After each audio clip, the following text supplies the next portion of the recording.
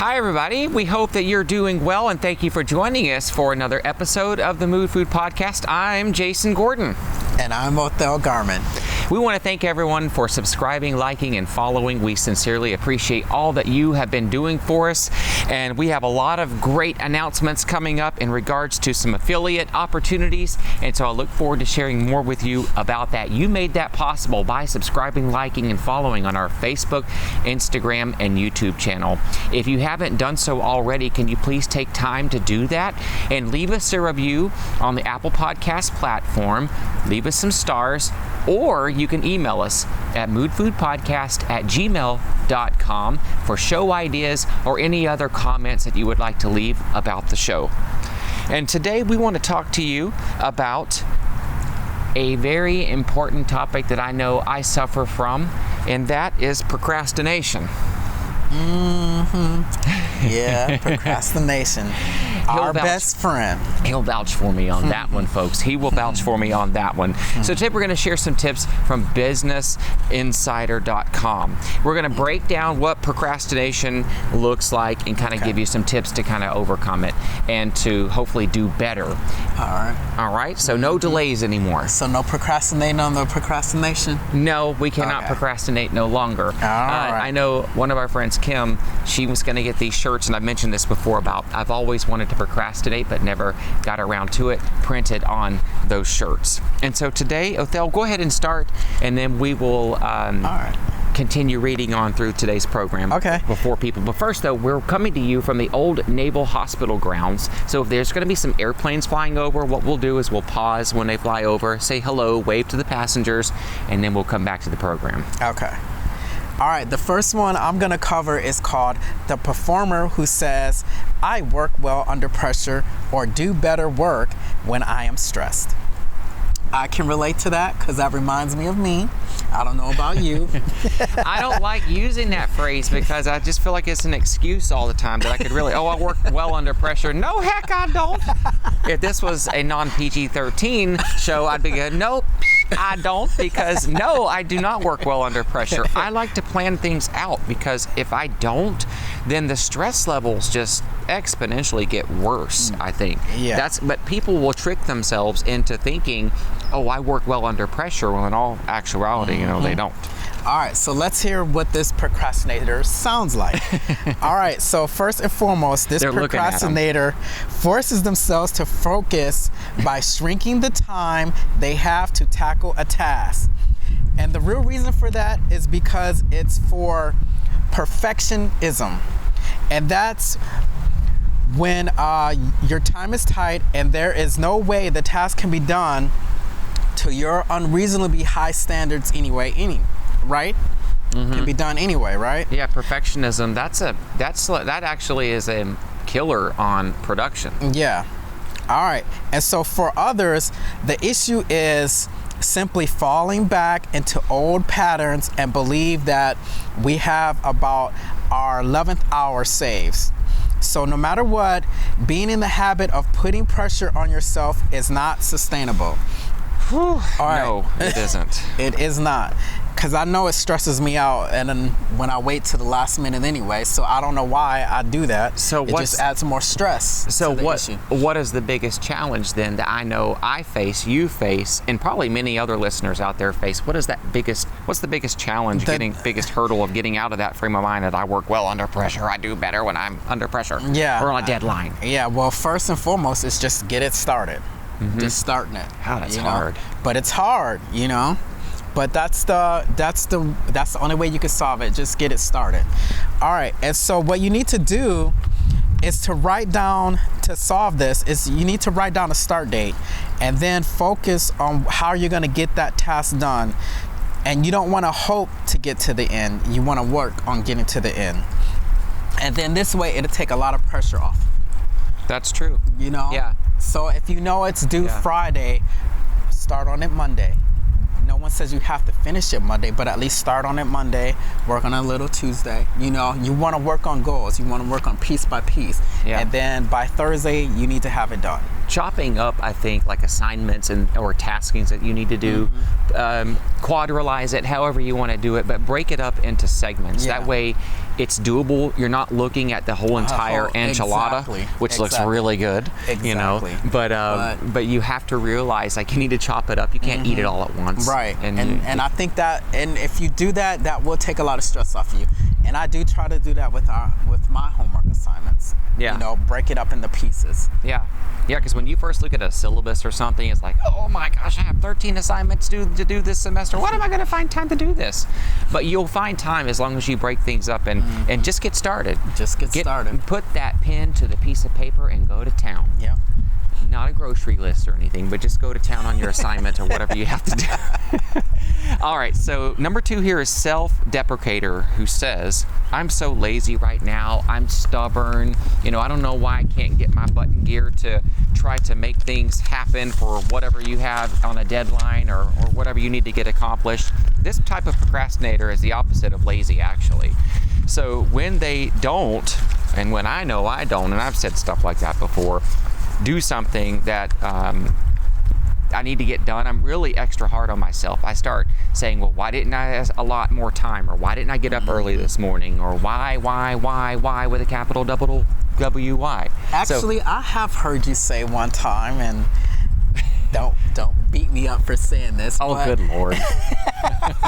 You said, I just feel so lazy, I didn't get anything accomplished. And it's like, you did get your homework. You didn't do all of it, but you got a piece of it done. Yeah. It's not due like tomorrow, but you did a piece of it. Yeah. So when you say that, I look at you like, huh? And it's like, but you got a piece of it done. You at least did some of it. Yeah, I think when people are in certain careers, like I have to do continuing education in order to be up to date on evidence-based practices to help patients and, you know, what works, what doesn't work. And then so with that, I know I always beat myself up. Like, I need to do these classes to stay up on things, because I know sooner or later I'm going to run into a patient that may be exhibiting symptoms or presentation that this article is particularly talking about.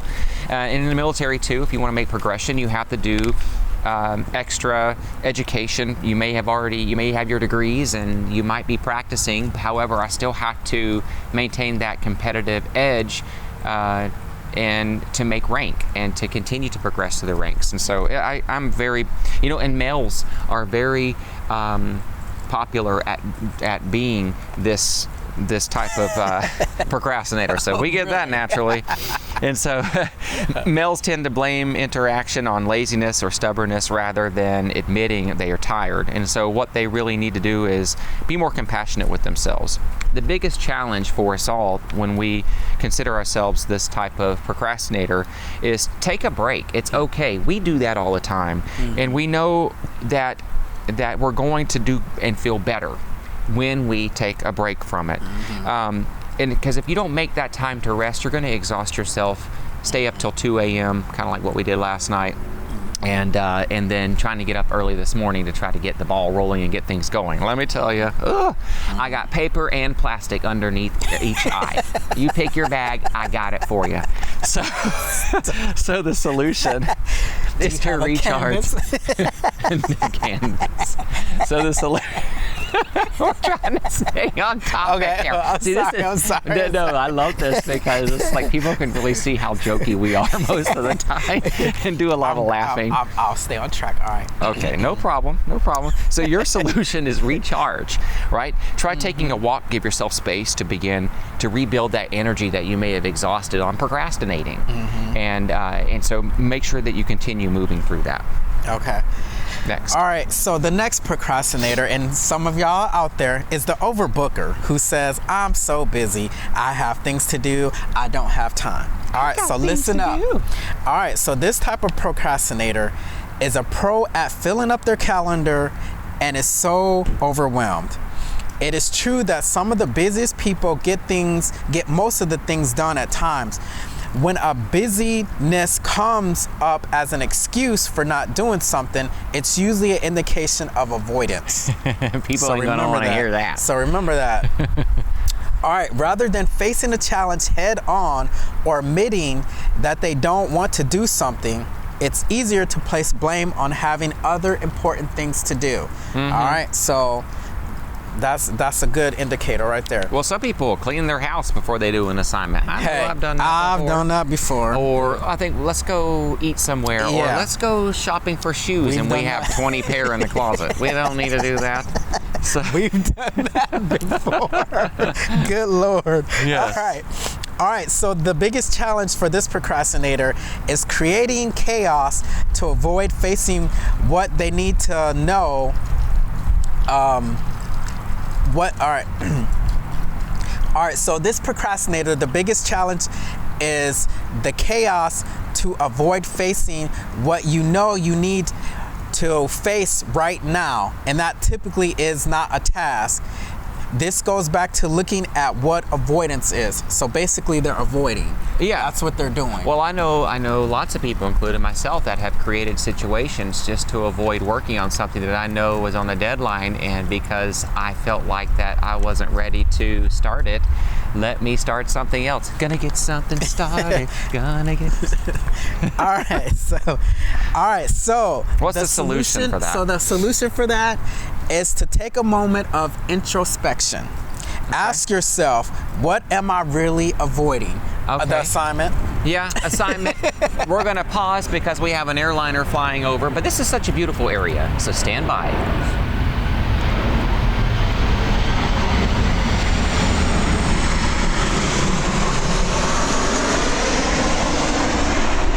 Hi. That was a Delta plane. Yeah, good Lord, we're right over. I can tell the serial number on the engine. Good gosh. All right, so I'm gonna recap on the solution. So the solution is to take a moment for introspection. So basically this is where you're gonna ask yourself, what are you avoiding? And I've done that several times. You know, what am I avoiding? I'm avoiding that homework. All right, so we need to just identifying what you are avoiding. Is sometimes some people will continue to avoid it, you know, because they're like, oh, let me create something because I want to continue avoiding. Avoidance is such an easy thing. Everybody does it in some way, shape, form, or fashion. It's just how we are. We're not ready to do something, you know. It's just human nature. All right, so let's talk about the novelty and creative seeker who says, I just had the best idea. Well, what the heck does that mean? Yeah, what does that mean? So this type of procrastinator has a terminal case of shiny object syndrome. Okay. And so they're constantly coming up with new projects to take on and then getting bored with them a week later.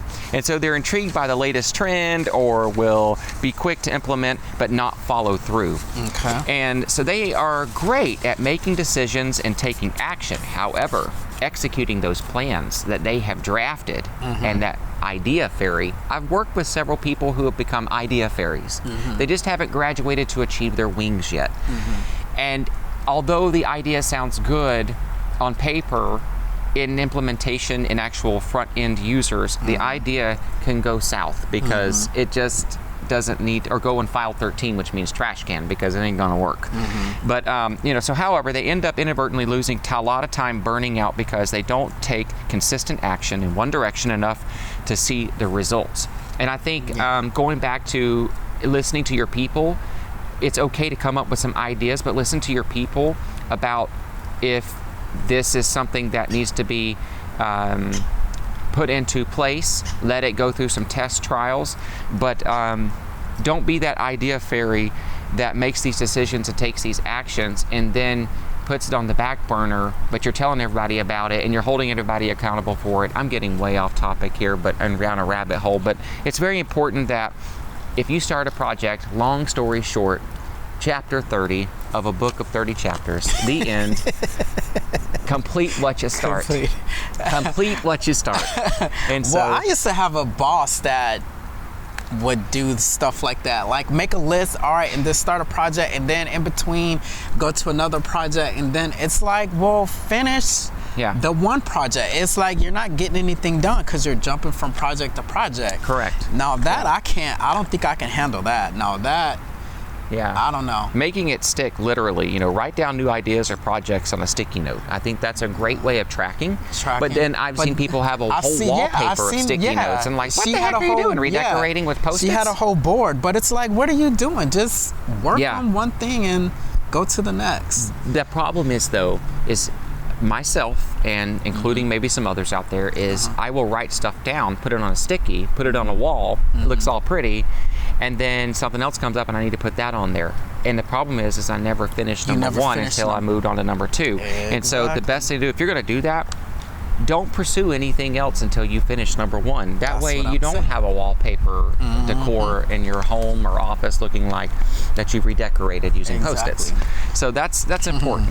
And so we hope that what we shared with y'all today in regards to procrastinating made some sense. And well, I know I usually do. It's like squirrel or airplane, literally. And I'm like, oh, what are we having for lunch? Oh, we had McDonald's. Okay. They have the best Diet Coke. Anyway, see, I'm procrastinating on finishing and wrapping up this show. So, Othel, go ahead. Hey, we're hearing from y'all, and we really appreciate that. Keep those reviews coming. Keep those comments coming on Facebook, our Instagram page, as well as our YouTube channel. And once again, if you haven't subscribed, liked, or followed to do on those platforms, please take time to do so. Leave us a review on Apple Podcast platform. We have some great things coming up your way to be affiliates with some pretty well-known industries out there, and so we're grateful for that. Very grateful for what God is sending our way to hopefully send some sunshine your way to make it possible. And so we're getting some good reviews and some good comments in, and we thank you listeners out there for that. moodfoodpodcast@gmail.com if you have any show ideas. And so Othel, take it away. Read us today's comment. All right, so we got a comment from Softy Plays, but in the Z, not an S. Yeah. It says, great job. I appreciate the advice. I always look for tips to improve leading our team. And it says, love ya. And we love and appreciate you too, and appreciate all your help in making this show a success out there. So once again, feel free to leave us a comment if you would like to do so. We love to read them, and we would love to announce it here on the show. All right, do you want to read the first quote, or you want me to? So for the first quote for today is, procrastination is like a credit card. It's a lot of fun until you get the bill. Well, I don't want that bill. No. But that's true, though. I mean, really and truly, people find fun in creating chaos and avoidance. And until it's time to cash in and actually execute what you've been avoiding all along, it's not fun. Then you're thinking, oh my gosh, you're sweating bullets. I do not work well under pressure. I start sweating, and I just don't enjoy that. So I always have tried to break things up and get things done in an orderly fashion. So I'm going to leave you with this quote here. It says, I'm a person who works well under pressure. In fact, I work so well under pressure that at times I will procrastinate in order to create this pressure. Some people do, like I was just saying. They like that adrenaline rush. They like being able to thrive under pressure. Some people are very successful at that. I am not. And so I just hope these tips that we shared with you today are very helpful in kind of organizing some of the things maybe, or projects, things that you've been putting on hold, to get more organized and start working on things. You'll feel achieved. You'll feel a lot better that you got some things done. Even if you have like 10 things on a list, try to get started on one of them today. You won't regret it. You'll feel good about accomplishing something. Exactly. All right, so we're coming to you from beautiful Old Naval Hospital here, Balboa Park, close to Balboa Park, and across the street basically is the new hospital. And we just wanted to take time out today to record this show from a different location. We're going to take some video shots of where we are so that you'll be able to see them and throughout the time that we're talking. But we appreciate you listening today. God bless you and keep you. And would you like to say any closing remarks? I think that's about it. All right, everybody. All right. Until the next episode, thank you so much for all your support. Thanks for tuning in. We'll see you next week, all right? Bye-bye now. Bye.